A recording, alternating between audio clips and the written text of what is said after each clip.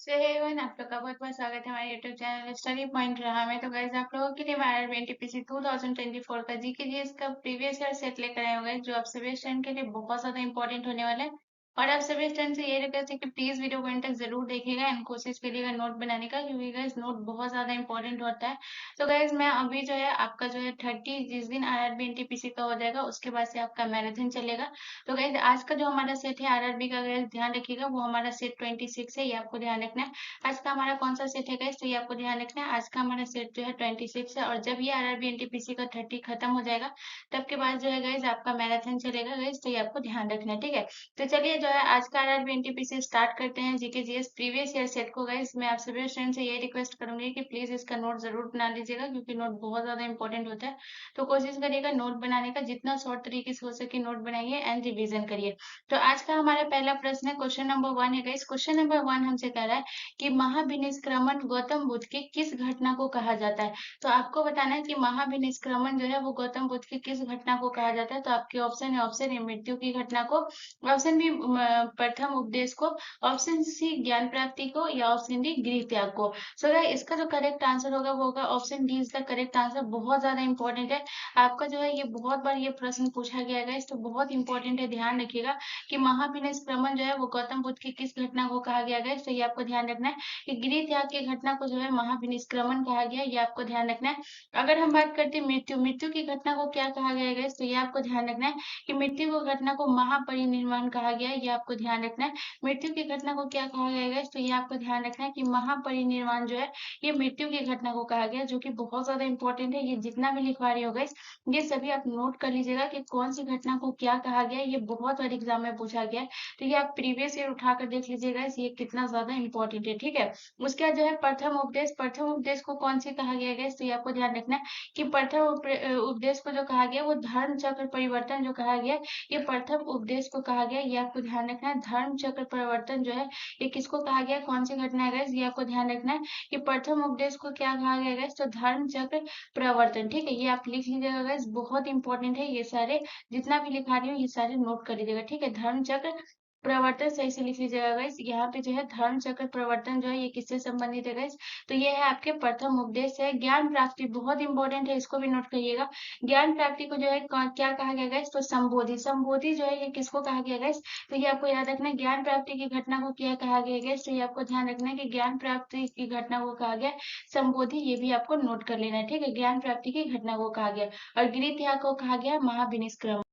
अब बात करते हैं गौतम बुद्ध के जन्म के बारे में। अगर आप सभी को पता है कि गौतम बुद्ध का जन्म जो है कब और कहाँ हुआ, ये बताना है। सबसे पहला पॉइंट आपको ये बताना है कि गौतम बुद्ध का जन्म कब और कहाँ हुआ है, तो ये आपको बताना है। तो सबसे पहले अगर बात करते हैं कि गौतम बुद्ध का जन्म जो हुआ था वो हुआ था 563 ईसा पूर्व जो है इसका जन्म हुआ था, ये आपको ध्यान रखना है। गौतम बुद्ध का जन्म कब हुआ था, तो 563 ईसा पूर्व जो है इनका जन्म हुआ था, ये आपको ध्यान रखना है। अगर आपसे पूछे कि इनका जो जन्म है ये कहाँ हुआ था गाइस, तो ये भी आपको ध्यान रखना है। 563 ईसा पूर्व हुआ था, लेकिन जो है इनका जन्म जो हुआ था ये कहाँ हुआ था गाइस, तो ये आपको ध्यान रखना कपिल वस्तु में।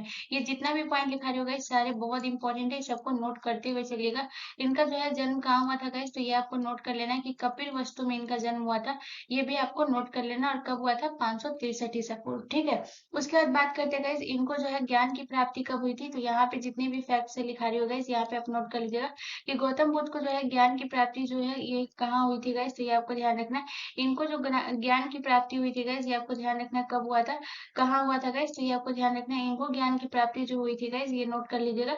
इनको ज्ञान की प्राप्ति हुई थी बोध गया में, ठीक है। ये आपको ध्यान रखना है। इनको जो है ज्ञान की प्राप्ति कहाँ हुई थी गाइस, तो ये आपको ध्यान रखना है कि इनको ज्ञान की प्राप्ति जो हुई थी बोध गया में हुआ था। इनका जन्म हुआ था कपिल वस्तु में। उसके बाद आपको दूसरा पॉइंट ये याद रखना है। दूसरा पॉइंट आपको क्या याद रखना है गाइस, दूसरा पॉइंट आपको ये याद रखना है कि इनका जो है गाइस मृत्यु कब हुई थी गाइस, तो यहाँ पे ये भी आपको ध्यान रखना है। ये भी ध्यान रखिएगा कि मृत्यु इनका कब और कहाँ हुआ था गाइस, ये भी आपको नोट कर लेना है। तो अगर मृत्यु की बात करें गाइस, तो इनकी जो मृत्यु हुई थी गौतम बुद्ध की वो 483 ईसा पूर्व जो है इनकी मृत्यु हुई थी। लगभग ये 80 वर्ष के थे गाइस, ये भी आपको ध्यान रखना है।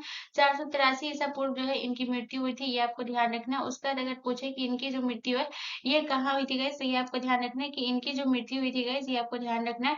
ये हुआ था गाइस कुशीनगर में, ठीक है। कुशीनगर में जो है इनकी मृत्यु हुई थी, ये आपको ध्यान रखना है। इनकी मृत्यु कहाँ हुई थी गाइस, तो इसको आप नोट कर लीजिएगा। 483 ईसा पूर्व जो है कुशीनगर में जो है इनकी मृत्यु हुई थी। ये भी आपको ध्यान रखना है, जो कि वर्तमान में उत्तर प्रदेश में, ठीक है। अगर बात करें कि गौतम बुद्ध के जन्म का जो है चिन्ह क्या है गाइस, अगर इनके जन्म का चिन्ह के बारे में अगर बात करते हैं कि इनका जो है जन्म का जो है चिन्ह क्या है गाइस, ये भी आपको ध्यान रखना है। तो गौतम बुद्ध के जन्म के चिन्ह जो है गाइस, इसको नोट कर लीजिएगा, ये भी चिन्ह भी बहुत इंपॉर्टेंट है। तो कमल है या फिर सांड जो है, ये इनके जन्म का चिन्ह है, ये आपको ध्यान रखना है। इनके जन्म का चिन्ह जो है ये क्या है गाइस, तो सबसे पहले आपको याद रखना है कमल, ठीक है। यहाँ पे जो है क्या आपको याद रखना है, इनका जो जन्म का चिन्ह है वो है कमल और सांड। ये आपको ध्यान रखना है, बहुत इंपॉर्टेंट है। ये है गौतम बुद्ध के जन्म का चिन्ह, ठीक है। और मृत्यु का जो चिन्ह है गाइस, वो आपको याद रखना है स्तूप जो है, ये मृत्यु का चिन्ह है, ये आपको ध्यान रखना है। स्तूप क्या है गाइस, ये आपको ध्यान रखना है, ये मृत्यु का चिन्ह है, ठीक है। ये भी आपको नोट कर लेना है। यहाँ से इतना चीज को नोट कर लीजिएगा। चलिए नेक्स्ट क्वेश्चन की तरफ। अगला क्वेश्चन हमारा क्वेश्चन नंबर 2 है गाइस। क्वेश्चन नंबर 2 कह रहा है कि इस्लामिक नववर्ष मुस्लिम समुदाय द्वारा मनाया जाने वाला सबसे महत्वपूर्ण त्योहार कौन सा है। तो इस्लामिक नववर्ष जो है मुस्लिम समुदाय में जो मनाया जाता है वो कौन सा त्योहार है गाइस, ये आपको बताना है। तो आपके ऑप्शन है मुहर्रम, ऑप्शन बी मिलादुन नबी, ऑप्शन सी ईद उल फितर या ऑप्शन डी ईद उल जुहा। सो गाइस इसका जो करेक्ट आंसर होगा वो होगा option A is the correct answer. जो मुहर्रम फेस्टिवल होता है गाइस, इसमें मुस्लिम समुदाय लोग का नव वर्ष है, ये आपको ध्यान रखना है। मिलादुन नबी की अगर बात करें तो इसमें क्या है गाइस, तो इसमें है पैगंबर मोहम्मद साहब का जो है जन्मदिन मनाया जाता है। मिलादुन नबी में क्या होता है गाइस, यहाँ पे आप नोट कर लीजिएगा। मिलादुन नबी में जो होता है वो पैगंबर मोहम्मद साहब का जो है जन्म मनाया जाता है, ये आपको ध्यान रखना है, ठीक है। पैगंबर मोहम्मद साहब का जो है गाइस, यहाँ पे आपको ध्यान रखना है। पैगंबर मोहम्मद साहब का जो है जन्मदिन मनाया जाता है, ये आपको ध्यान रखना है। जिसे किस नाम से जानते हैं गाइस, ये आपको ध्यान रखना है, जो है मिलादुन नबी। और मिलादुन नबी में क्या होता है, तो पैगंबर मोहम्मद साहब का जन्म दिन जो है मनाया जाता है, ये आपको ध्यान रखना है, ठीक है। उसके बाद अगर हम बात करते हैं गाइस, मुहर्रम में जो है ये आपका जो है ये मुस्लिम समुदाय का यहाँ से पहली तारीख स्टार्ट हो जाता है, यानी कि नव वर्ष। उसके बाद है ईद उल फितर क्या होता है गाइस, ईद उल जुहा क्या होता है, तो एक होता है ईद और एक होता है आपका बकरीद। तो गाइस ये आप याद रखिएगा कि मुस्लिम समुदाय का नववर्ष क्या होता है गाइस, ये आपको ध्यान रखना है, मुहर्रम होता है। अगर हम बात करते हैं गाइस सबसे इम्पोर्टेंट कि जो मराठी में होता है, मराठी का जो नववर्ष मनाया जाता है उसे किस नाम से जानते हैं गाइस, तो ये आपको ध्यान रखना है कि मराठी का नववर्ष बहुत इंपॉर्टेंट है। ये आपका प्रीवियस ईयर प्रश्न था गाइस, तो ये आपको ध्यान रखना है कि मराठी का नववर्ष जो है इसको किस नाम से, गुड़ी पड़वा, गुड़ी पड़वा के नाम से जानते हैं। जो गुड़ी पड़वा फेस्टिवल है, ये मराठी का जो है नववर्ष है, ये आपको ध्यान रखना है, गुड़ी पड़वा, ठीक है। ये आपको नोट कर लेना है, गुड़ी पड़वा। उसका जो है दूसरा आपको याद रखना है गाइस, मलयालम का, मलयालम का जो है गाइस, ये आपको ध्यान रखना है। मलयालम का याद रखना है कि इनका जो है नववर्ष क्या है गाइस, तो ये आपको ध्यान रखना है कि इनका नववर्ष फेस्टिवल जो है वो विशु है, ठीक है। ये आपको ध्यान रखना है। मलयालम का नववर्ष फेस्टिवल क्या है गाइस, तो ये आपको ध्यान रखना है, विशु जो है ये मलयालम का है। उसके बाद आपको याद रखना है सबसे इम्पोर्टेंट मणिपुरी का, मणिपुरी का जो है ये क्या है गाइस, तो यहाँ पे जो है जगह नहीं है तो मैं यहाँ पे लिख देती हूँ मणिपुरी। मणिपुरी का जो है ये फेस्टिवल कौन सा है जिसमें नववर्ष मनाया जाता है गाइस, तो ये आपको ध्यान रखना है। नववर्ष से रिलेटेड एक प्रश्न रहता ही है गाइस, बहुत इंपॉर्टेंट है, तो इसको नोट कर लीजिएगा। मणिपुरी का क्या है गाइस, तो ये आपको ध्यान रखना है, ये है आपको चेरा ओबा। चेरा ओबा फेस्टिवल जो है ये मणिपुरी का नववर्ष फेस्टिवल है, ये आपको ध्यान रखना है। चेरा ओबा जो है ये मणिपुरी का नववर्ष फेस्टिवल है। मुस्लिम समुदाय का नववर्ष फेस्टिवल जो है वो मुहर्रम है। मराठी का जो है नववर्ष फेस्टिवल जो है वो गुड़ी पड़वा है। और उसके बाद आपको याद रखना है चेरा ओबा। और जो मलयालम का नववर्ष फेस्टिवल है वो विशु है, ठीक है। चलिए नेक्स्ट क्वेश्चन की तरफ। अगला क्वेश्चन हमारा क्वेश्चन नंबर 3 है गाइस। क्वेश्चन नंबर 3 कह रहा है कि भारत के किस राज्य में रेल लाइन सबसे अधिक है। तो आपको बताना है कि रेल लाइन जो है ये भारत में जो है सबसे अधिक जो है ये किस राज्य में है, ये आप है। तो आपके ऑप्शन ए महाराष्ट्र में, ऑप्शन बी उत्तर प्रदेश में, ऑप्शन सी राजस्थान में या ऑप्शन डी हरियाणा में। तो गाइस इसका जो करेक्ट आंसर होगा वो होगा option B is the correct answer. सबसे ज्यादा रेल लाइन जो है ये उत्तर प्रदेश में, ये आपको ध्यान रखना। अगर हम उत्तर प्रदेश की बात करें गाइस, तो उत्तर प्रदेश में जो है ये कितना किलोमीटर लंबा रेल मार्ग है, ये आपको ध्यान रखना है। तो ये आपको ध्यान रखना है कि उत्तर प्रदेश में जो है ये आपको याद रखना है कि 9000 किलोमीटर जो है ये लंबा रेल मार्ग है। ये आपको ध्यान रखना है कितना किलोमीटर, 9000 किलोमीटर जो है ये लंबा रेल मार्ग है उत्तर प्रदेश में। ये भी आपको ध्यान रखना है, लंबा रेल मार्ग है, ठीक है। ये भी आपको नोट कर लेना, बहुत इंपॉर्टेंट प्रश्न है, इसको भी नोट कर लीजिएगा। सबसे लंबा रेल मार्ग कहाँ है इसे आपको ध्यान रखना है, ये है उत्तर प्रदेश में। और कितना है गाइस, तो याद रखिएगा 900 किलोमीटर लंबा रेल मार्ग है। उसके बाद आपको याद रखना है इसमें दूसरा राज्य किसका आता है गाइस, तो ये आपको ध्यान रखना है दूसरा राज्य जो आता है ये महाराष्ट्र आता है, ठीक है। दूसरे नंबर पे कौन सा है, तो गाइज आपको याद रखना है कि दूसरा राज्य जो है ये महाराष्ट्र है। ये भी आपको नोट कर लेना है। दूसरा राज्य जो है वो कौन सा है गाइस, तो ये आपको नोट कर लेना है। दूसरा राज्य जो है ये आपका महाराष्ट्र है। अगर हम बात करें इसमें जो है कितना किलोमीटर लंबा रेल मार्ग है गाइस, तो ये आपको ध्यान रखना है। इसमें 6169 किलोमीटर लंबा जो है रेल मार्ग है। इसमें जो है कितना किलोमीटर लंबा रेल मार्ग है गाइस, तो ये आपको ध्यान रखना है। 6169 किलोमीटर लंबा जो है रेल मार्ग है महाराष्ट्र में, और 9000 किलोमीटर लंबा रेल मार्ग है जो कि है उत्तर प्रदेश में, जो कि सबसे बड़ा जो है, सबसे ज्यादा अधिक जो है वो किस में है, उत्तर प्रदेश में, और दूसरे नंबर पे महाराष्ट्र आता है। तो सबसे लंबा रेल मार्ग, दूसरा सबसे लंबा रेल मार्ग वाला राज्य कौन सा है गाइस, तो ये आपको नोट कर लेना है, महाराष्ट्र। ठीक है, उसके बाद आपको याद रखना है कि भारत में जो है सबसे पहले जो ट्रेन है वो कब चली थी गाइस, तो ये आपको नोट कर लेना है कि 1853 में जो है सबसे पहली ट्रेन चली थी। ये आपको ध्यान रखना है, 1853 में जो है पहली ट्रेन चली थी, ये आपको ध्यान रखना है। पहली ट्रेन चली थी जो कि मुंबई से ठाणे के बीच चली थी, ये आपको ध्यान रखना है। पहली ट्रेन जो है ये कब चली थी गाइस, तो ये आपको ध्यान रखना है, 1853 में पहली ट्रेन चली थी। और ये आपको ध्यान रखना है ये कहाँ चली थी गाइस, तो ये आपको ध्यान रखना है मुंबई और ठाणे के बीच चली थी, ये भी आपको ध्यान रखना है। किसके बीच चली थी गाइस, तो ये आप बहुत इंपॉर्टेंट है, ये भी आपको नोट कर लेना है। मुंबई और ठाणे के बीच चली थी पहली ट्रेन, ये आपको ध्यान रखना है। उसके बाद बात करते हैं गाइस 1853 में जो है ये किसका शासनकाल था गाइस, तो यहाँ पे आप नोट कर लीजिएगा कि लॉर्ड डलहौजी का जो है शासनकाल था, ये भी आपको ध्यान रखना है। किसका शासनकाल था गाइस, उस टाइम कौन से ब्रिटिश का शासनकाल था, तो लॉर्ड डलहौजी के समय जो है भारत की पहली ट्रेन चली थी 1853 में, जो कि मुंबई और ठाणे के बीच चली थी, ये आपको नोट कर लेना है। चलिए नेक्स्ट क्वेश्चन। अगला क्वेश्चन हमारा क्वेश्चन नंबर 4 है गाइस। क्वेश्चन नंबर 4 हमसे कह रहा है कि किस नदी के तट पर विजयनगर साम्राज्य स्थित था। तो आपको बताना है कि कौन सी नदी है जिसके तट पर विजयनगर साम्राज्य स्थित था। तो आपके ऑप्शन है, ऑप्शन ए ब्रह्मपुत्र नदी, ऑप्शन बी तुंगभद्रा नदी, ऑप्शन सी नर्मदा नदी, या ऑप्शन डी कृष्णा नदी। तो गाइस इसका जो करेक्ट आंसर होगा वो होगा option B is the correct answer. Tungabhadra नदी के तट पर जो है आपको याद रखना है कि विजयनगर साम्राज्य जो है स्थित था। उसके बाद बात करते हैं सबसे इम्पोर्टेंट कि विजयनगर साम्राज्य की जो है स्थापना किसने की थी, ये आपको बताना है।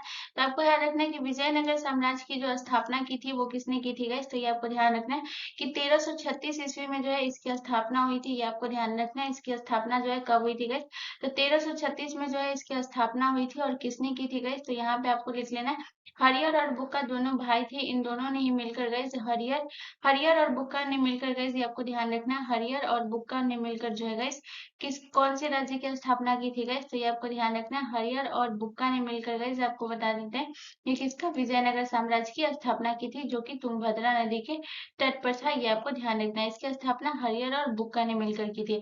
अगर हम बात करते हैं कि हरियर का जो है शासनकाल कब से कब तक था और बुक्का का शासनकाल कब से कब तक था, तो ये भी आपको नोट कर लेना। अगर हम बात करते हैं गाइस हरियर का, हरियर जो शासन किया था गाइस, ये आपको ध्यान रखना है 1336 से लेकर के 1336 से लेकर के हरियर ने कब शासन किया, 1356 तक जो है शासनकाल किसका था गाइस, ये आपको ध्यान रखना है। 1336 से लेकर 1356 जो था ये हरियर का शासनकाल था, ये आपको ध्यान रखना है। उसके बाद अगर हम बुक्का के शासनकाल की बात करें गाइस, तो यहाँ पे भी आपको नोट कर लेना है। बुक्का का जो था वो 1356 में इसने स्टार्ट किया था शासनकाल, इसका स्टार्ट हुआ था 1356 में। और इसने कब तक किया था गाइस, 1377 तक जो है ये बुक्का का शासनकाल था। बहुत इंपॉर्टेंट है गाइस, इसको नोट कर लीजिएगा, बहुत ज्यादा ही इंपॉर्टेंट है। तो हरियर और बुक्का का शासनकाल आपको याद रखना है इतना। उसके बाद आपको सबसे इंपॉर्टेंट याद रखना है कि तुंगभद्रा नदी का जो है पुराना नाम क्या था गाइस, ये आपको बताना है। अगर आपको पता है तो आप मुझे कमेंट करके बताइए कि तुंगभद्रा नदी का जो है ये आपको याद रखना है। तुंगभद्रा नदी का पुराना नाम क्या है, ये आपको कमेंट करके बताना है। तो गाइस अगर आपको पता है तो कमेंट करिए जल्दी जल्दी कि तुंगभद्रा नदी का पुराना नाम क्या है। तो ये आपको याद रखना है कि तुंगभद्रा नदी का पुराना नाम जो है ये क्या है गाइस, तो ये आपको नोट कर लेना है कि तुंगभद्रा नदी का पुराना नाम है पंपा। तो अगर क्वेश्चन अगर मैं ये पूछ देता कि किस नदी के तट पर जो है विजयनगर साम्राज्य जो है स्थित है, तो ये आपको याद रखना है तुंगभद्रा नदी पर। और अगर तुंगभद्रा का अगर आप पुराना नाम भी देते तो याद रखिएगा कि इसका नाम क्या है तुंगभद्रा का, तो इससे जो है इस तुंगभद्रा नदी का पुराना नाम पंपा है। उसके बाद आपको याद रखना है कि विजयनगर साम्राज्य पर है टोटल कितने राजवंशों ने शासन किया है गाइस, तो ये आपको ध्यान रखना है कि विजयनगर साम्राज्य पे टोटल 4 राजवंशों ने जो है शासन किया है, ये आपको ध्यान रखना है। जिसको मैं क्रम वाइज बताऊंगी, याद रखिएगा क्योंकि बहुत इंपॉर्टेंट है ये। क्रम वाइज क्वेश्चन पूछता है कि अगर मैं क्वेश्चन अगर बता देती हूँ जैसे कि इसका जो है सबसे पहले मान लीजिए संगम वंश ने शासन किया, तो आपको बोलेगा विजयनगर साम्राज्य पे संगम वंश के बाद किसका शासन आया था, ये क्वेश्चन पूछता है। तो ये आपको ध्यान रखना है कि 4 राजवंशों ने जो है गाइस यहाँ पे नोट कर लेना कि 4 राजवंशों ने जो है शासन किया है, और इसका एक-एक करके नाम बताऊंगी गाइस। तो सबसे पहले आपको ध्यान रखना है कौन-कौन से राजवंश है। तो पहला आपको याद रखना है गाइस किसने शासन किया था गाइस, तो संगम वंश, ठीक है। पहला आपको कौन सा वंश याद रखना है गाइस, पहला आपको याद रखना है संगम वंश ने शासन किया था। दूसरा आपको याद रखना है कौन से वंश ने शासन किया था गाइस, तो दूसरा आपको याद रखना है सुलु वंश, ठीक है। दूसरा आपको याद रखना है कौन से वंश ने शासन किया था गाइस, तो ये आपको याद रखना है सुलु वंश ने किया था, ये आपको ध्यान रखना है। उसके बाद अगर बात करते हैं तीसरा, तीसरा में जो इसने कौन सा शासन किया था गाइस, तो तीसरा में आपको याद रखना है तुलुक वंश ने शासन किया था। उसके बाद बात करते हैं गाइस तुलुक वंश के बाद कौन सा वंश आया था गाइस, तो ये आपको याद रखना है और विदु वंश, ये सबसे अंतिम वंश है विजयनगर साम्राज्य का, ये आपको ध्यान रखना है। विजयनगर साम्राज्य है, इस वंश के बाद विजयनगर साम्राज्य जो है ये समाप्त हो चुका था, ये आपको ध्यान रखना है। और विदु वंश, तो ये टोटल 4 राजवंशों ने शासन किया है, जो कि आपको नोट कर लेना है, ठीक है। उसके बाद एक क्वेश्चन है कि ये भी आप लिख लीजिएगा कि किस साम्राज्य के साथ जो है विजयनगर साम्राज्य का हमेशा से संघर्ष चलता है गाइस। तो ये आपको याद रखना है कि बहमनी साम्राज्य के साथ जो है इसका हमेशा से विजयनगर साम्राज्य के बीच हमेशा से संघर्ष चलता है, ये भी आपको नोट कर लेना है। चलिए नेक्स्ट क्वेश्चन की तरफ। अगला क्वेश्चन हमारा क्वेश्चन नंबर 5 है गाइस। क्वेश्चन नंबर 5 कह रहा है कि निम्नलिखित में से केंद्रक की खोज किसने की थी। तो आपको बताना है कि केंद्रक की खोज जो है वो किसने की थी। तो आपके ऑप्शन है रॉबर्ट हुक ने, ऑप्शन बी लीवेन हॉक ने, ऑप्शन सी डी डुबे ने, या ऑप्शन डी रॉबर्ट ब्राउन ने। सो गाइस इसका जो करेक्ट आंसर होगा वो होगा option D is the correct answer. Robert brown ने जो है केंद्र की खोज की थी, ये आपको ध्यान रखना है।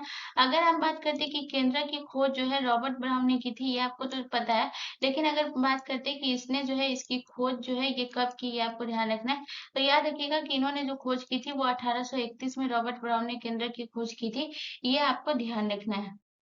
उसके बाद आपको केंद्रक से रिलेटेड एक पॉइंट और याद रखना है गाइस कि केंद्रक में डीएनए होता है, ये भी आपको ध्यान रखना है। केंद्रक में क्या होता है गाइस, ये पॉइंट नोट कर लीजिएगा। तो ये बहुत इंपॉर्टेंट है, इस वाले पॉइंट को नोट करके इंपॉर्टेंट लाइन दीजिएगा कि केंद्रक में डीएनए होता है। तो आपसे क्वेश्चन पूछता है कि केंद्रक में डीएनए होता है या नहीं होता है, तो आपको याद रखना है कि केंद्रक में जो है डीएनए होता है, ये भी आपको ध्यान रखना है, ठीक है। और इसकी खोज रॉबर्ट ब्राउन ने की थी, ये आपको ध्यान रखना है। और कब की थी, तो 1831 में की थी इसकी खोज, ये भी आपको ध्यान रखना है, ठीक है। डीएनए होता है। उसके बाद गाइस सबसे पहले बात करते हैं रॉबर्ट हुक के बारे में। रॉबर्ट हुक ने जो है ये किसकी खोज की थी गाइस, तो ये आपको ध्यान रखना है कि रॉबर्ट हुक ने जो है ये किसकी खोज की थी गाइस, इसको नोट करिएगा। तो रॉबर्ट हुक ने कोशिका की खोज की थी। कोशिका की खोज जो है ये किसने की थी गाइस, ये आपको ध्यान रखना है। तो कोशिका की खोज जो की थी ये है ना रॉबर्ट हुक ने की थी, ये आपको ध्यान रखना है। लेकिन इन्होंने जो कोशिका की खोज की थी गाइस, ये आपको ध्यान रखना है। कोशिका की खोज जो है ये किसने की थी गाइस, ये आपको ध्यान रखना है। कोशिका की खोज जो की थी ये रॉबर्ट हुक ने की थी, ये आपको ध्यान रखना है। उसका सबसे इम्पोर्टेंट पॉइंट आपको याद रखना है कि इन्होंने जो खोज की थी ये आपको ध्यान रखना है। किसकी खोज की थी, मृत कोशिका की, ठीक है। ये आपको ध्यान रखना है। तो अलग अलग क्वेश्चन भी पूछा जाता है कि मृत कोशिका की खोज किसने की या जीवित कोशिका की। तो ये आपको ध्यान रखना है कि इन्होंने कोशिका की खोज तो की थी, लेकिन इन्होंने मृत कोशिका की खोज की थी। अगर बात करते हैं कि इन्होंने खोज जो है कब की थी, 1665 में इन्होंने खोज की थी, ये आपको ध्यान रखना है। इन्होंने खोज कब की थी गाइस, ये आपको ध्यान रखना है। इन्होंने खोज जो की थी वो 1665 ईस्वी में मृत कोशिका की खोज की थी, ये आपको ध्यान रखना है। अब बात करते हैं लीवेनहॉक। लीवेनहॉक ने जो खोज की थी गाइस, ये आपको ध्यान रखना है। जीवित कोशिका की खोज किसने की थी गाइस, ये आपको ध्यान रखना है। तो जीवित कोशिका की जो खोज की थी वो लीवेनहॉक ने जो है जीवित कोशिका की खोज की थी। मृत कोशिका की खोज जो है, कोशिका की खोज दोनों ने की थी, लेकिन आपको याद रखना है कि जीवित कोशिका की खोज की थी जो है लीवेनहॉक ने की थी, और मृत कोशिका की खोज जो है रॉबर्ट हुक ने की थी। तो लीवेनहॉक ने जो है किसकी खोज की थी, जीवित कोशिका की खोज की, ये आपको ध्यान रखना है। अगर बात करते हैं कि इन्होंने जो है जीवित कोशिका की खोज कब की गई, तो ये आपको ध्यान रखना है कि इन्होंने जो खोज की थी ये की थी 1674 में जो है इन्होंने खोज किया था, ये भी आपको ध्यान रखना है, ठीक है। उसके बाद बात करते हैं डी डुबे। डी डुबे ने जो है ये किसकी खोज की थी गाइस, तो ये आपको ध्यान रखना है कि लाइसोसोम। लाइसोसोम की खोज जो है ये किसने की थी गाइस, ये आपको ध्यान रखना है। लाइसोसोम की खोज जो की थी ये डी डुबे ने लाइसोसोम की जो खोज की थी ये किसने की थी गाइस, तो ये आपको ध्यान रखना है कि लाइसोसोम की खोज जो की थी कि डी डुबे ने की थी, ये आपको ध्यान रखना है। अगर बात करें कि इन्होंने खोज कब की थी गाइस, तो ये आपको याद रखना है 1955 ईस्वी में इन्होंने खोज की थी, ये आपको ध्यान रखना है। और लाइसोसोम को ये आत्मघाती थैली कहा जाता है, ये भी आपको ध्यान रखना है, ठीक है। चलिए नेक्स्ट क्वेश्चन की तरफ। अगला क्वेश्चन हमारा क्वेश्चन नंबर 6 है गाइस। क्वेश्चन नंबर 6 कह रहा है कि निम्नलिखित में से सबसे प्राचीन वाद्य यंत्र कौन सा है। तो आपको बताना है कि सबसे प्राचीन वाद्य यंत्र जो है वो कौन सा है। तो आपके ऑप्शन है, option A sarod, option B tabla, option C veena या option D sitar. So guys इसका जो करेक्ट आंसर होगा वो होगा option C is the correct answer. सबसे प्राचीन वाद्य यंत्र जो है गाइस ये आपको ध्यान रखना है, वीणा जो है सबसे प्राचीन वाद्य यंत्र है, ये आपको ध्यान रखना है। उसके बाद अगर हम बात करते हैं वीणा की सबसे इंपॉर्टेंट पॉइंट बात करेंगे गाइस, कि इसमें जो है जो संबंधित कौन कौन से व्यक्ति हैं गाइस। तो सबसे पहले आपको याद रखना है चिट्टी बाबू जो है इसका संबंध जो है कौन से वाद्य यंत्र से है, तो ये आपको ध्यान रखना है कि चिट्टी बाबू का संबंध जो है, ये आपको ध्यान रखना है कौन से वाद्य यंत्र से है, तो ये आपको नोट कर लेना है, ये जो है वीणा वाद्य यंत्र से जो है चिट्टी बाबू का संबंध है। उसके बाद आपको याद रखना और किससे संबंध है, तो ये आपको याद रखना है लाल मणि मिश्रा से जो संबंध है ये किसका है, तो ये आपको ध्यान रखना है कि लाल मणि मिश्रा का संबंध जो है ये आपको ध्यान रखना है, ये किससे है, तो ये है आपका वीणा से, ये भी आपको ध्यान रखना है लाल मणि मिश्रा का। उसके बाद जो है गाइस सबसे इंपॉर्टेंट और भी नाम है जो कि आपको याद रखना है। उसके बाद आपको याद रखना है कौन सा नाम गाइस, तो उसके बाद आपको याद रखना है बालाचंद्रन जो है ये इनका संबंध जो है कौन से वाद्य यंत्र से गाइस, तो ये आपको ध्यान रखना है कि बालाचंद्रन का संबंध जो है गाइस ये आपको ध्यान रखना है, बालाचंद्रन का संबंध जो है ये किससे है, वीणा से। ये भी आपको ध्यान रखना है। बालाचंद्रन का संबंध किससे है, तो ये आपको ध्यान रखना है वीणा से, ठीक है। उसके बाद बात करते हैं सरोज। सरोज से संबंधित जो है वो कौन कौन से व्यक्ति है, तो गाइस आपको याद रखना है कि सरोज से जो संबंधित है वो सबसे पहले आपको याद रखना है अमजद अली खान। अमजद अली का संबंध जो है ये किस वाद्य यंत्र से है, तो ये आपको ध्यान रखना है कि अमजद अली का जो संबंध है ये सरोज वाद्य यंत्र से है। ये आपको ध्यान रखना है कि अमजद अली का संबंध जो है ये किस वाद्य यंत्र से है, तो ये आपको ध्यान रखना है कि अमजद अली का संबंध जो है ये सरोज वाद्य यंत्र से है। ये आपको ध्यान रखना है। सबसे पहले आपको याद रखना है अमजद अली। उसके बाद अमजद अली के बाद जो है आपको याद रखना है अकबर अली। अकबर अली का संबंध किस वाद्य यंत्र से है, तो ये आपको याद रखना है कि अकबर अली का संबंध जो है कि सरोद वाद्य यंत्र से, ये भी आपको ध्यान रखना है। अकबर अली का संबंध किस वाद्य यंत्र से है, तो ये आपको ध्यान रखना है कि अकबर अली का जो संबंध है ये जो है आपको याद रखना है सरोद वाद्य यंत्र से। उसके बाद बात करते हैं तबला वाद्य यंत्र से। तबला वाद्य यंत्र से जो है सबसे इंपॉर्टेंट याद रखना है जाकिर हुसैन। जाकिर हुसैन सबसे प्रसिद्ध तबला वाद्य यंत्र है, ये आपको ध्यान रखना है कि वाद्य यंत्र के वादक है। तो जाकिर हुसैन आपको याद रखना है और सबसे युवा भी थे, ये भी आपको ध्यान रखना है, ठीक है, तबला वादक। उसके बाद आपको याद रखना और कौन से थे गाइस, लतीफ खां का संबंध जो है ये किस वाद्य यंत्र से है, तो ये आपको ध्यान रखना है कि लतीफ खां का जो संबंध है ये आपको ध्यान रखना है ये तबला वाद्य यंत्र से, ये भी आपको ध्यान रखना है। इसके बाद आपको याद रखना है अल्लाह रखा खां, इनका संबंध भी किससे है, तो ये आपको याद रखना है ये जो है ये तबला वादक है। उसके बाद बात करते हैं सितार वादक। सितार वादक में आपको याद रखना है पंडित रविशंकर। पंडित रविशंकर जो है ये किस वाद्य यंत्र से संबंधित है, तो ये आपको ध्यान रखना है कि पंडित रविशंकर जो है ये आपको याद रखना है किस वाद्य यंत्र से संबंधित है, तो सितार वादक है, ये भी आपको याद रखना है पंडित रविशंकर का संबंध किस वाद्य यंत्र से है, तो ये आपको याद रखना है सितार वादक। तो यहाँ से आप इतना चीजों को नोट कर लीजिएगा जो कि बहुत ज्यादा इंपॉर्टेंट है। चलिए नेक्स्ट क्वेश्चन की तरफ। अगला क्वेश्चन हमारा क्वेश्चन नंबर 7 है गाइस। क्वेश्चन नंबर 7 कह रहा है कि निम्नलिखित में से कौन सी बागानी फसल है, तो आपको बताना है कि कौन सी फसल है जो कि एक बागानी फसल है। तो आपके ऑप्शन ए कपास, ऑप्शन बी काली मिर्च, ऑप्शन सी मूंगफली, ऑप्शन डी कहवा। सो गाइस इसका जो करेक्ट आंसर होगा वो होगा option D is the correct answer.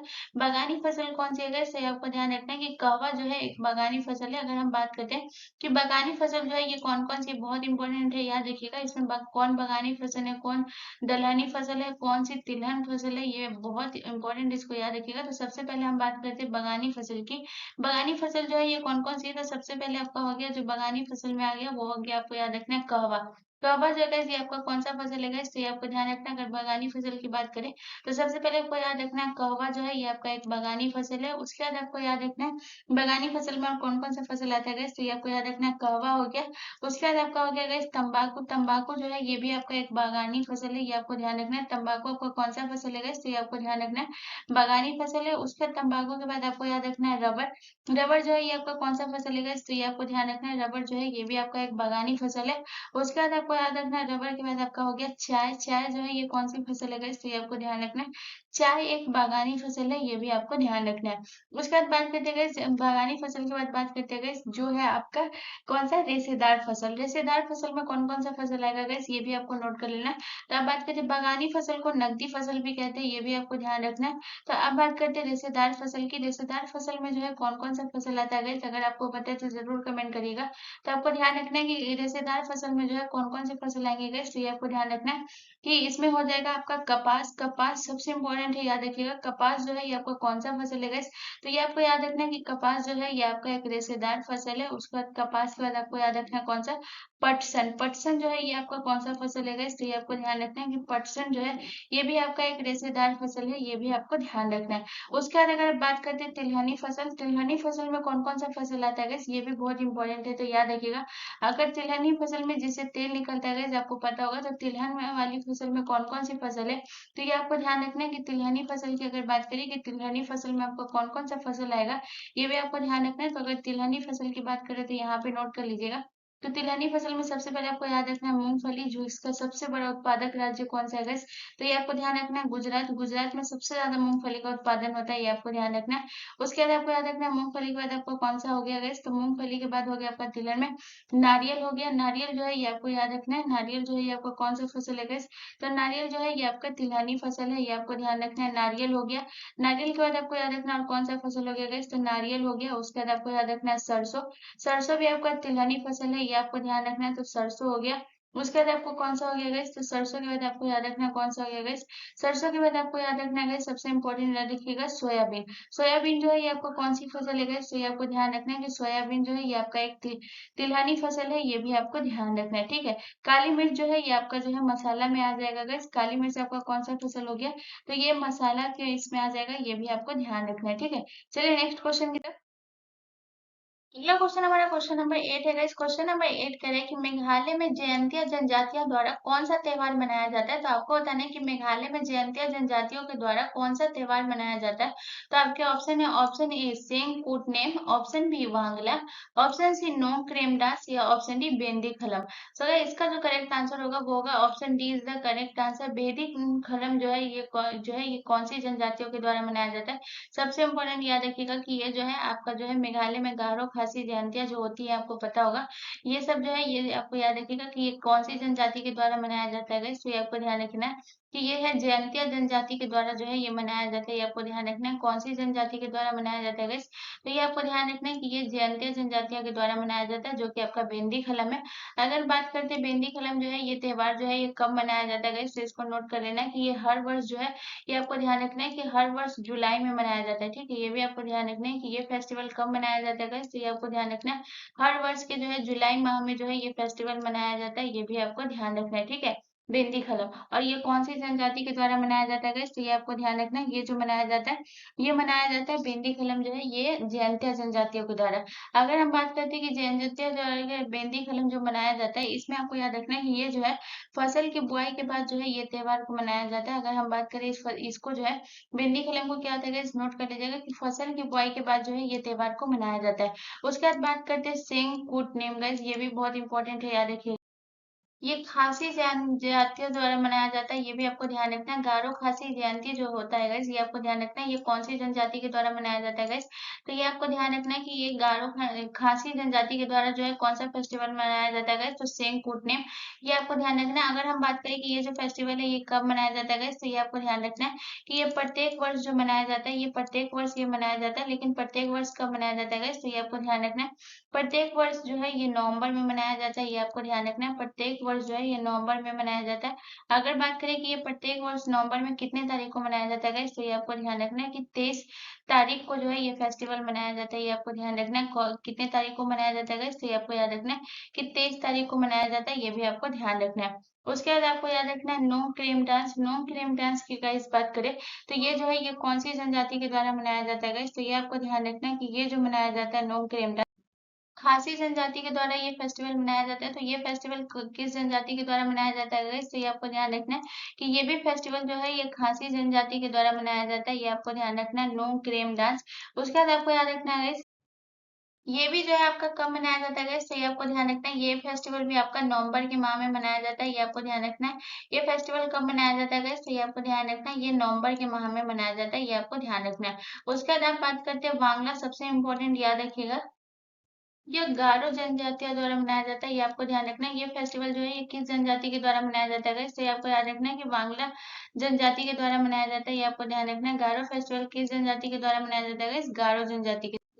हाँ, बांग्ला फेस्टिवल को ही 100 ड्रमों का फेस्टिवल कहते हैं गाइस, ये आपको ध्यान रखना है। इसे कौन सा फेस्टिवल कहते हैं गाइस, ये आपको ध्यान रखना है कि बांग्ला फेस्टिवल को ही 100 ड्रमों का त्योहार कहते हैं, ये आपको ध्यान रखना है। इनको कौन सा करते हैं गाइस, ये आपको ध्यान रखना है कि 100 ड्रमों का त्योहार जो है ये किसे कहते हैं गाइस, ये आपको ध्यान रखना है बांग्ला फेस्टिवल को, ये भी आपको याद रखना है। चलिए नेक्स्ट क्वेश्चन की तरफ। अगला क्वेश्चन हमारा क्वेश्चन नंबर 9 है गाइस। क्वेश्चन नंबर 9 हमसे कह रहा है कि कुंभ मेला के 4 स्थानों निम्न में से कौन एक नहीं है। 4 स्थानों में से कौन सा एक स्थान है जिसमें नहीं लगता है, यानी कि आप सभी को पता होगा कि कुंभ का मेला जो है ये कितने स्थानों पे लगता है गाइस। तो ये आपको ध्यान रखना है कि कुंभ का मेला जो है ये 4 स्थानों में लगता है, ये आपको ध्यान रखना है। कुंभ का मेला कितने स्थानों पे लगता है गाइस, ये आपको ध्यान रखना है कि 4 स्थानों पे, ठीक है।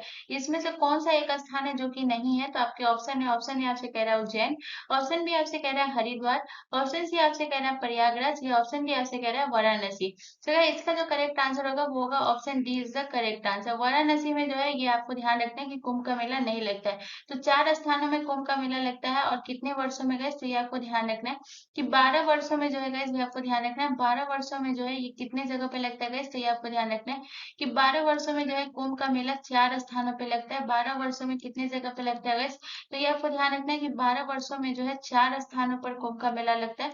और वो 4 स्थान कौन-कौन से हैं, ये आपको ध्यान रखना है। 4 स्थानों पर लगता है, 4 स्थानों पर लगता है कुंभ का मेला, ये आपको ध्यान रखना है। उसके बाद अगर हम बात करते हैं कि ये 4 स्थान जो है ये कौन-कौन सा है, तो सबसे पहले आपको याद रखना है, पहला जो है ये आपका कौन सा हो जाएगा गाइस, तो पहला आपको याद रखना है उज्जैन। पहला आपको कौन सा याद रखना है गाइस, पहला आपको याद रखना है उज्जैन। और अगर पूछे कि किस नदी के पास लगता है गैस, तो ये भी आपको नोट कर लेना है कि उज्जैन में जो लगता है ये शिप्रा नदी के बीच में लगता है, ये आपको ध्यान रखना है। कौन सी नदी पे लगता है गैस, तो ये आपको याद रखना है शिप्रा नदी, ठीक है। उज्जैन में किस नदी पे, तो याद रखना है शिप्रा। दूसरा आपको याद रखना है, दूसरा आपको कौन सा हो जाएगा गैस, दूसरा आपको याद रखना है हरिद्वार। हरिद्वार में कौन सी नदी पर गैस, तो ये आपको याद रखना है हरिद्वार में जो लगता है गैस, ये आपको याद रखना है हरिद्वार में कौन सी नदी पर गैस, तो ये आपको याद रखना है हरिद्वार में जो है ये गंगा नदी पर लगता है, ये आपको ध्यान रखना है। अगर तीसरा की बात करें, तीसरा आपको कौन सा याद रखना है, तीसरा आपको याद रखना है प्रयागराज। प्रयागराज जो कि आपको याद रखना है, ये जो है प्रयागराज जो है आपको याद रखना है कि प्रयागराज जो है ये किस नदी पर लगता है, प्रयागराज में किस नदी पर लगता है कुंभ मेला गए, गंगा जमुना के इस पे संगम पे लगता है, ये आपको ध्यान रखना है। प्रयागराज में क्या होता है गाइस, तो प्रयागराज में लोग जो लगता है गाइस, ये कौन सी नदी पे लगता है गाइस, तो ये आपको याद रखना है कि गंगा जमुना के संगम पे लगता है, ये आपको ध्यान रखना है। कौन सी नदी पे लगता है गाइस, तो ये याद रखना है कि गंगा जमुना के संगम पर। उसके बाद आपको याद रखना है चौथा स्थान, ये आप चौथा स्थान आपको क्या याद रखना है गाइस, चौथा आपको रखना है कौन सा होगा, तो चौथा हो जाएगा आपका गाइस नासिक। चौथा पर कौन सा हो जाएगा गाइस, चौथा जो है आपको राज्य याद रखना है नासिक में लगता है। अगर बात करें नासिक में गैस की किस नदी पर लगता है गैस, तो ये आपको ध्यान रखना है कि नासिक पर जो लगता है ये किस नदी पे गैस, तो ये लगता है गोदावरी पे, ठीक है। ये आपको ध्यान रखना है नासिक पे किस पे लगता है गैस, तो ये आपको ध्यान रखना है कि ये गोदावरी पे लगता है, ठीक है। इतना आपको ध्यान रखना है। चलिए नेक्स्ट क्वेश्चन की तरफ। अगला क्वेश्चन हमारा क्वेश्चन नंबर 10 है गाइस। क्वेश्चन नंबर 10 कह रहा है कि भारत की तीसरी सबसे ऊंची चोटी कौन सी है, तो आपको बताना है कि भारत की तीसरी सबसे ऊंची चोटी जो है ये कौन सी है। तो आपके ऑप्शन है, option A Kanchenjunga, option B Makalu, option C K two, या option D Nanda Devi. So guys इसका जो करेक्ट आंसर होगा वो होगा option D is the correct answer. Nanda Devi जो है ये भारत की तीसरी सबसे ऊंची चोटी है। 7,816 मीटर जो है गाइस, ये आपको याद रखना है। 7,816 मीटर जो है ये क्या है गाइस, ये आपको ध्यान रखना है। 7,816 मीटर जो है नंदा देवी की ऊंचाई है, ये आपको ध्यान रखना है। उसके बाद अगर बात करें नंदा देवी जो है ये किस राज्य में स्थित है गाइस, तो ये भी आपको याद रखना है कि नंदा देवी जो है ये उत्तराखंड में स्थित है। ये आपको याद रखना है कि नंदा देवी जो है ये किस राज्य में स्थित है गाइस, तो ये आपको याद रखना है कि नंदा देवी जो है उत्तराखंड में स्थित है। उसके बाद बात करते हैं गाइस मकालो। मकालो जो है ये कहाँ स्थित है गाइस, तो ये आपको याद रखना है कि मकालो जो है ये नेपाल में स्थित है। ये आपको याद रखना है मकालो जो है ये कहाँ स्थित है गाइस, तो ये आपको याद रखना है नेपाल में। अगर बात करें कि इसकी जो है ऊंचाई कितनी है गाइस, तो ये आपको याद रखना है 8,463, ठीक है। इसकी ऊंचाई कितनी है गाइस, तो 8,463 जो है इसकी ऊंचाई है, ये आपको ध्यान रखना है। मकालो की ऊंचाई जो है ये कितनी है गाइस, तो 8,463 मीटर जो है इसकी ऊंचाई है, ये भी आपको ध्यान रखना है मकालो की, ये आपको याद रखना है, ठीक है। उसके बाद अगर बात करते हैं कंचनजंगा। कंचनजंगा से आपको याद रखना है, कंचनजंगा के बारे में क्या याद रखना है, कंचनजंगा जो है guys, ये आपको याद रखना है कि कंचनजंगा जो है सबसे पहले कि ये कहाँ स्थित है। तो गाइस आपको याद रखना है कि कंचनजंगा जो है ये सिक्किम में स्थित है। ये आपको याद रखना है कि कंचनजंगा जो है ये कहाँ स्थित है guys, तो ये आपको याद रखना है कि कंचनजंगा जो है ये सिक्किम में स्थित है। उसका दूसरा पॉइंट आपको याद, दुनिया की तीसरी सबसे ऊंची चोटी जो है ये कौन सी है गैस, तो ये आपको याद रखना है कि दुनिया की तीसरी सबसे ऊंची चोटी जो गैस, ये आपको ध्यान रखना है। दुनिया की तीसरी सबसे ऊंची चोटी जो है वो कौन सी है गैस, तो ये आपको याद रखना है दुनिया की तीसरी सबसे ऊंची चोटी जो है ये कंचनजंगा है, ठीक है। ये आपको याद रखना है कि दुनिया की तीसरी सबसे ऊंची चोटी कौन सी है गैस, तो ये आपको ध्यान रखना है कि दुनिया की तीसरी सबसे ऊंची चोटी जो है गैस, ये आपको याद रखना है ये जो है कंचनजंगा है, ये आपको याद रखना है। उसके बाद अगर हम बात करते हैं सबसे ऊंची चोटी, अगर हम इसकी ऊंचाई के बारे में बात करें गैस, तो इसकी जो ऊंचाई है ये कितनी है, है। तो कंचनजंगा की जो ऊंचाई है गाइस, ये आपको ध्यान रखना है 8,586 मीटर जो है इसकी ऊंचाई कितना है गाइस, तो ये आपको याद रखना है 8,586 मीटर जो है इसकी ऊंचाई है, ये भी आपको ध्यान रखना है, ठीक है। उसका जो है केटू को कौन से नाम से जानते हैं गाइस, तो गॉडविन ऑस्टिन। अगर हम इसकी ऊंचाई के बारे में बात करें तो 8,611 मीटर जो है इसकी ऊंचाई है। इसकी ऊंचाई कितनी है गाइस, तो 8,611 मीटर जो है इसकी ऊंचाई है, जिसे हम गॉडविन ऑस्टिन के नाम से भी जानते हैं, ये भी आपको ध्यान रखना है। चलिए नेक्स्ट क्वेश्चन। अगला क्वेश्चन हमारा क्वेश्चन नंबर 11 है। इस क्वेश्चन नंबर 11 कह रहा है कि निम्नलिखित में से अमृत किस कुल से संबंधित है। तो आपको बताना है कि अमृत जो है ये किस कुल से संबंधित है। तो आपके ऑप्शन है अम्बलीफेरा से, ऑप्शन बी सोलेनेसी से, ऑप्शन सी मिटेसी से, या ऑप्शन डी रुटेसी से। चलो इसका जो करेक्ट आंसर होगा वो होगा option C is the correct answer. मिटेसी से जो संबंधित है वो कौन कौन सा है, तो ये आपको याद रखना है। सबसे पहले अमृत जो है ये किस कुल से संबंधित है, तो ये आपको ध्यान रखना है अमृत जो है ये आपकी मिटेसी से संबंधित है। उसके बाद आपको याद रखना और कौन से संबंधित है गाइस, आपको याद रखना है जामुन। जामुन जो है ये किस कुल से संबंधित है गाइस, तो ये आपको ध्यान रखना है जामुन जो है ये मिटेसी से संबंधित है, ये भी आपको ध्यान रखना है। अगर बात करें अम्लीफेरा से, अम्लीफेरा से सबसे पहले आपको याद रखना है जो है अम्लीफेरा कुल से कौन कौन से संबंधित है, तो धनिया। धनिया जो है ये किस कुल से संबंधित है गाइस, तो ये आपको ध्यान रखना है धनिया जो है ये अम्लीफेरा से संबंधित है। उसके बाद आपको याद रखना है लौंग। लौंग जो है ये किस कुल से संबंधित है गाइस, तो ये आपको याद रखना है लौंग जो है ये अम्लीफेरा से संबंधित है। उसके बाद आपको याद रखना है लौंग के बाद और कौन सा हो गया गाइस, सौंफ। सौंफ जो है ये किस कुल से संबंधित है गाइस, तो ये आपको याद रखना है कि सौंफ जो है ये भी आपके अम्लीफेरा से संबंधित है। उसके बाद आपको याद रखना है जीरा। जीरा जो है ये किस कुल से संबंधित है गाइस, तो ये आपको ध्यान रखना है जीरा जो है ये अम्लीफेरा से संबंधित है, ये भी आपको ध्यान रखना है। उसके बाद अगर हम बात करें सोलेनेसी से, सोलेनेसी से जो है ये क्या क्या संबंधित है गाइस, तो ये आपको याद रखना है आलू। आलू जो है ये किस कुल से संबंधित है गाइस, तो ये आपको याद रखना है आलू जो है ये सोलेनेसी से संबंधित है। उसके बाद अगर हम बात करते हैं टमाटर, टमाटर जो है ये किस कुल से संबंधित है गाइस, तो ये आपको याद रखना है टमाटर जो है ये सोलेनेसी से संबंधित है। उसके बाद आपको याद रखना है बैंगन। बैंगन जो है ये किस कुल से संबंधित है गाइस, तो ये आपको याद रखना है बैंगन जो है ये जो है सोलेनेसी से संबंधित है, ये आपको याद रखना है। उसके बाद आपको याद रखना है धतूरा। धतूरा जो है ये किस कुल से संबंधित है गाइस, तो ये आपको याद रखना है धतूरा जो है ये सोलेनेसी से संबंधित है, ये भी आपको ध्यान रखना है। उसके बाद अगर हम बात करते हैं रुटेसी से, रुटेसी से जो है ये क्या क्या संबंधित है गाइस, तो ये आपको ध्यान रखना है कि रुटेसी से संबंधित है। सबसे पहले आपको याद रखना है संतरा। संतरा जो है ये किस कुल से संबंधित है गाइस, तो ये आपको याद रखना है संतरा जो है ये रुटेसी से संबंधित है। उसके बाद आपको याद रखना है नींबू। नींबू जो है ये आपके किस कुल से संबंधित है गाइस, तो ये आपको याद रखना है नींबू जो है ये रुटेसी से संबंधित है। उसके बाद आपको याद रखना है मौसमी। मौसमी जो है ये किस कुल से संबंधित है गाइस, तो ये आपको याद रखना है कि मौसमी जो संबंधित है ये भी आपके रुटेसी से संबंधित है। चलिए नेक्स्ट क्वेश्चन की तरफ। अगला क्वेश्चन हमारा क्वेश्चन नंबर 12 है गाइस। क्वेश्चन नंबर 12 कह रहा है कि निम्नलिखित में से भारतीय सर्वेक्षण विभाग कहाँ स्थित है। तो आपको बता रहे हैं कि भारतीय सर्वेक्षण विभाग जो है ये कहाँ स्थित है। तो आपके ऑप्शन है लखनऊ में, ऑप्शन बी देहरादून में, ऑप्शन सी नई दिल्ली में, या ऑप्शन डी हैदराबाद। तो इसका जो करेक्ट आंसर होगा वो होगा option B is the correct answer. जो देहरादून में है ये आपका भारतीय सर्वेक्षण विभाग है, ये आपको ध्यान रखना है। अगर हम बात करते हैं कि देहरादून में हमारा कौन कौन सा है guys, तो सबसे पहले आपको याद रखना है वन अनुसंधान। वन अनुसंधान जो है guys, ये कहाँ है guys, तो आपको याद रखना है कि वन अनुसंधान जो है ये कहाँ है guys, ये आपको याद रखना है वन अनुसंधान ये आपका जो है देहरादून में सबसे पहले आपको याद रखना है। उसका दूसरा आपको याद रखना है पेट्रोलियम अनुसंधान। पेट्रोलियम अनुसंधान जो है guys, ये कहाँ है guys, ये तो ये आपको याद रखना है कि पेट्रोलियम अनुसंधान जो है ये भी आपका देहरादून में है। तो भारतीय सर्वेक्षण विभाग हो गया, पेट्रोलियम अनुसंधान हो गया और वन अनुसंधान हो गया। ये सारे कहाँ है गाइस, तो ये आपको याद रखना है कि ये सारे जो है ये आपके देहरादून में है, ये आपको याद रखना है। उसके बाद अगर हम बात करते हैं लखनऊ में, लखनऊ में जो है क्या है गाइस, तो ये आपको याद रखना है कि केंद्रीय वनस्पति अनुसंधान जो है ये कहाँ है गाइस, तो ये आपको याद रखना है कि केंद्रीय वनस्पति अनुसंधान जो है कहाँ है गाइस, तो ये आपको याद रखना है कि केंद्रीय वनस्पति अनुसंधान जो है ये लखनऊ में, ये आपको याद रखना है कि केंद्रीय वनस्पति अनुसंधान जो है ये कहाँ है गाइस, तो ये आपको याद रखना है कि केंद्रीय वनस्पति अनुसंधान जो है ये लखनऊ में है। सबसे पहला पॉइंट आपको याद रखना है कि केंद्रीय वनस्पति अनुसंधान कहाँ है, तो आपको याद रखना है लखनऊ में। उसका दूसरा आपको याद रखना है केंद्रीय जो है आपको याद रखना है औषधि अनुसंधान। केंद्रीय औषधि अनुसंधान जो है ये कहाँ है, तो आपको याद रखना है कि केंद्रीय औषधि अनुसंधान जो है ये आपका लखनऊ में, ये आपको ध्यान रखना है। वनस्पति अनुसंधान हो गया, औषधि अनुसंधान हो गया, ये सारे कहाँ गए, तो आपको ध्यान रखना है कि ये सारे आपके लखनऊ में, ये भी आपको ध्यान रखना है औषधि अनुसंधान। उसके बाद अगर हम नई दिल्ली की बात करेंगे, नई दिल्ली में हमारा कौन सा अनुसंधान है guys, तो ये आपको याद रखना है कि नई दिल्ली में हमारा सबसे पहले आपको याद रखना है सड़क अनुसंधान। सड़क अनुसंधान हो गया या फिर मौसम अनुसंधान हो गया, ये सारे कहाँ है guys, तो ये आपको याद रखना है। सड़क अनुसंधान हो गया, मौसम अनुसंधान हो गया, ये सारे कहाँ है guys, तो ये आपको याद रखना है कि ये सारे जो है, या फिर राजमार्ग अनुसंधान हो गया, ये सारे कहाँ है guys, तो ये आपको याद रखना है ये जो है नई दिल्ली में है, ये आपको ध्यान रखना है। अगर बात करें हैदराबाद में, हैदराबाद में जो है आपको याद रखना है भूभौतिकी अनुसंधान, भूभौतिकी अनुसंधान जो है ये कहाँ है guys? तो ये आपको ध्यान रखना है कि भूभौतिकी अनुसंधान जो है ये हैदराबाद में, ये आपको ध्यान रखना है कि भूभौतिकी अनुसंधान जो है ये कहाँ स्थित है guys? तो ये आपको याद रखना है कि भूभौतिकी अनुसंधान जो है ये हैदराबाद में है, ये भी आपको ध्यान रखना है, ठीक है। भूभौतिकी अनुसंधान कहाँ है guys? तो ये आप नोट करिएगा कि वो भूभौतिकी अनुसंधान जो है ये हैदराबाद में। चलिए नेक्स्ट क्वेश्चन की तरफ। अगला क्वेश्चन हमारा क्वेश्चन नंबर 13 है। इस क्वेश्चन नंबर 13 हमसे कह रहा है कि जेब्रा क्रॉसिंग पार करना कब सुरक्षित है।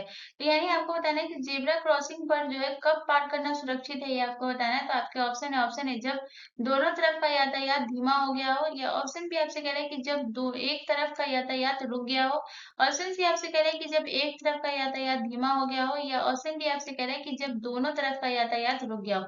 तो जेब्रा क्रॉसिंग पे पार करना तभी सुरक्षित है गाइस, ये आपको याद रखना है कि जब दोनों तरफ का यातायात रुक गया हो, यानी कि ऑप्शन डी हमारा करेक्ट आंसर हो जाएगा। जब दोनों तरफ का यातायात रुक गया हो तब जेब्रा क्रॉसिंग पे जो है पार करना ये सुरक्षित होगा, ये आपको ध्यान रखना है, ठीक है।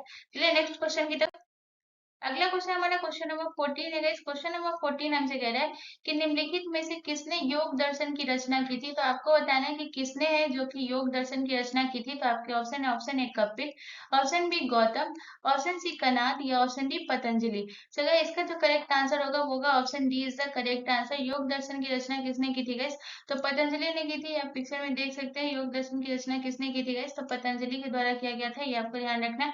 उसके बाद अगर हम बात करते हैं कपिल के द्वारा, कपिल के द्वारा कौन सा रचना किया गया था गाइस? तो ये आपको ध्यान रखना है कि संख्या दर्शन की रचना जो है ये किसने की थी गाइस? तो ये आपको ध्यान रखना है कि संख्या दर्शन की रचना जो की थी कपिल ने, जो है ये किसकी रचना की थी गाइस? तो ये आपको ध्यान रखना है कि कपिल ने जो है ये संख्या दर्शन की रचना की थी, ये आपको ध्यान रखना है। उसके बाद आपको याद रखना है गाइस कनाद, कनाद के द्वारा जो है ये किसका ये रचना किया गया था गाइस? तो ये आपको याद रखना है कि वैशेषिक का रचना जो है ये किसने किया गया था गाइस? तो ये आपको ध्यान रखना है कि वैशेषिक का रचना जो है ये आपको ध्यान रखना है कि वैशेषिक का रचना जो ये किसके द्वारा किया गया था गाइस? तो कनाद के द्वारा जो है वैशेषिक की रचना की गई थी। वैशेषिक दर्शन की रचना जो है ये किसने की थी गाइस? तो ये आपको ध्यान रखना है कि वैशेषिक दर्शन की रचना जो की थी ये जो है कनाद के द्वारा जो है वैशेषिक दर्शन की रचना किया गया था। उसके बाद अगर हम बात करते हैं गौतम के द्वारा, गौतम के द्वारा जो है ये कौन सा रचना किया था गैस? तो न्याय दर्शन की रचना किसने की थी गैस? तो ये आपको ध्यान रखना है कि न्याय दर्शन की रचना गौतम ने की थी। तो आपको ध्यान रखना है कि न्याय दर्शन की रचना किसने की थी गैस? तो ये आपको याद रखना है गौतम ने, ठीक है। चलिए नेक्स्ट क्वेश्चन की तरफ। अगला क्वेश्चन हमारा क्वेश्चन नंबर 15 है। इस क्वेश्चन नंबर 15 कह रहा है कि निम्नलिखित में से मकरों का अध्ययन क्या कहलाता है। तो आपको बताना है कि मकरों का अध्ययन जो है ये क्या कहलाता है। तो आपके ऑप्शन है, option A myology, option B palaeontology, option C histology, या ऑप्शन डी एरिनियोलॉजी। तो गाइस इसका जो करेक्ट आंसर होगा वो होगा option D is the correct answer. मकरों का अध्ययन क्या कहलाता है गाइस? तो ये आपको ध्यान रखना है कि मकरों का अध्ययन जो कहलाता है वो एरिनियोलॉजी कहलाता है। एरिनियोलॉजी में क्या होता है गाइस? तो ये आपको ध्यान रखना है कि मकरों का अध्ययन जो है ये एरिनियोलॉजी कहलाता है।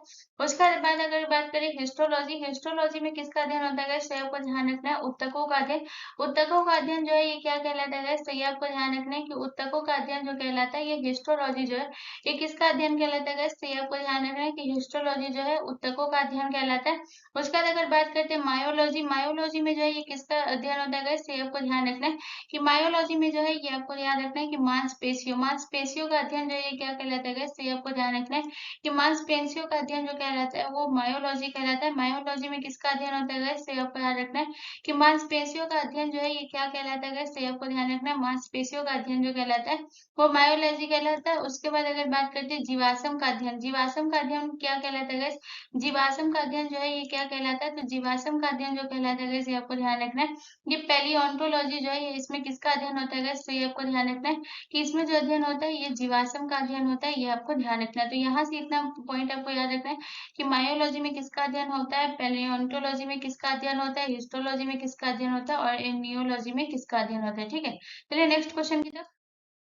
अगला क्वेश्चन हमारा क्वेश्चन नंबर 16 है। इस क्वेश्चन नंबर 16 कह रहा है कि निम्नलिखित में से हिमालय के किस क्षेत्र में ऊंचे पर्वत दुर्लभ होते हैं।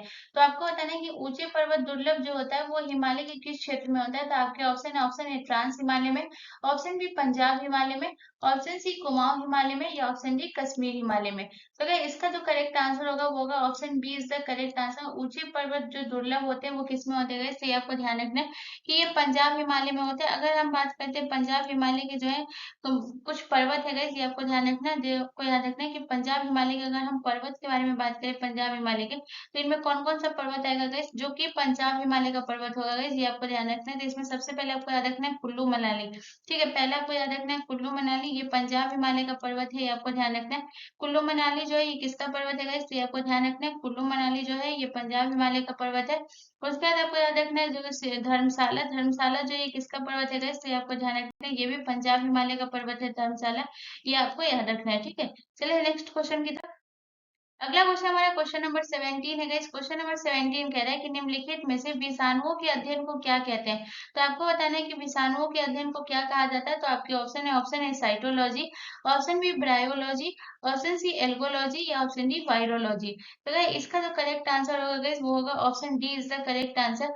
जो विषाणुओं का अध्ययन है वो क्या कहलाता है, तो वायरोलॉजी में जो है ये किसका अध्ययन होता है गाइस, तो ये आपको याद रखना है कि वायरोलॉजी में जो है ये विषाणुओं का अध्ययन होता है, ये आपको ध्यान रखना है। अगर हम बात करते हैं साइटोलॉजी, साइटोलॉजी में जो है ये किसका अध्ययन होता है गाइस, तो ये आपको ध्यान रखना है कि कोशिकाओं का अध्ययन जो है ये क्या कहलाता है गाइस, तो ये आपको ध्यान रखना है कि कोशिकाओं का जो अध्ययन कहलाता है वो क्या कहलाता है गाइस, तो कोशिकाओं का अध्ययन जो कहलाता है वो साइटोलॉजी कहलाता है, ये आपको ध्यान रखना है। उसके बाद अगर हम बात करते हैं एल्गोलॉजी, एल्गोलॉजी में जो है किसका अध्ययन होता है गाइस, तो ये आपको ध्यान रखना है। एल्गोलॉजी में जो है शैवालों का अध्ययन, शैवालों का अध्ययन जो है ये क्या कहलाता है गाइस, तो ये आपको ध्यान रखना है।